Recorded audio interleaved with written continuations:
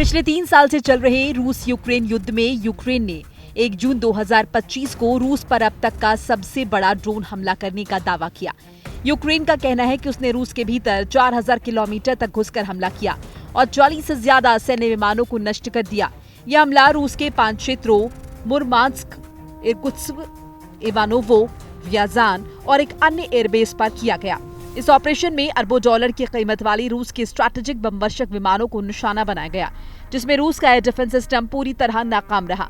रूसी रक्षा मंत्रालय ने पुष्टि की है कि यूक्रेन ने उनके 5 सैन्य एयरबेस पर ड्रोन हमले किए, जिससे कई विमानों को नुकसान पहुंचा। हालांकि नुकसान की सटीक जानकारी नहीं दी गई। रूस ने इसे अभूतपूर्व उकसावा करार देते हुए राष्ट्रपति पुतिन इसका जवाब देंगे कहा। क्रेमलिन ने संकेत दिया है कि अब यूक्रेन के खिलाफ कार्रवाई और तेज होगी। यूक्रेन की सुरक्षा सेवा ने बताया कि हमला 1.5 साल की प्लानिंग के बाद किया गया। ट्रकों में छिपाकर FPV ड्रोन रूस की सीमा में ले जाए गए। रिमोट कंट्रोल से एयरबेस पर हमला किया गया। इस ऑपरेशन में Tu-95, Tu-22 और A-50 जैसे रूस के शक्तिशाली विमानों को निशाना बनाया गया, जो यूक्रेनी शहरों पर बमबारी करते थे। यूक्रेन का कहना है कि हमला रूसी बमबारी को रोकने के लिए किया गया और ऐसे मिशन भविष्य में भी जारी रहेंगे। इस हमले ने अमेरिकी राष्ट्रपति डोनाल्ड ट्रंप को नाराज कर दिया है, क्योंकि उन्हें इसकी पहले से जानकारी नहीं थी।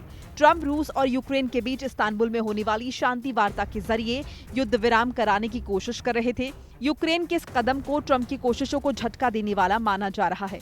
ट्रंप ने पहले कहा था कि वो 24 घंटे में युद्ध खत्म कर सकते हैं, लेकिन इस हमले से स्थिति और जटिल हो गई है।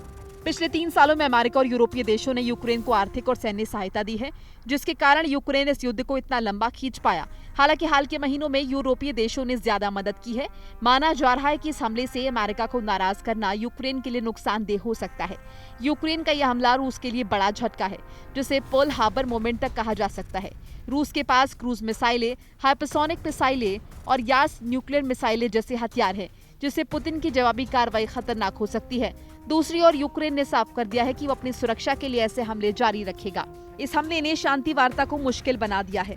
अब दुनिया की नजर पुतिन और ट्रंप की अगली प्रतिक्रिया पर है। यूक्रेन के इस ड्रोन हमले ने युद्ध के तरीकों को बदल दिया है और भविष्य की जंगों में स्मार्ट टेक्नोलॉजी के इस्तेमाल के संकेत दिए हैं। लेकिन इसने रूस को भड़काने के साथ साथ ट्रंप की शांति की कोशिशों को भी नुकसान पहुंचाया है। आने वाले दिन इस युद्ध की दिशा तय करेंगे।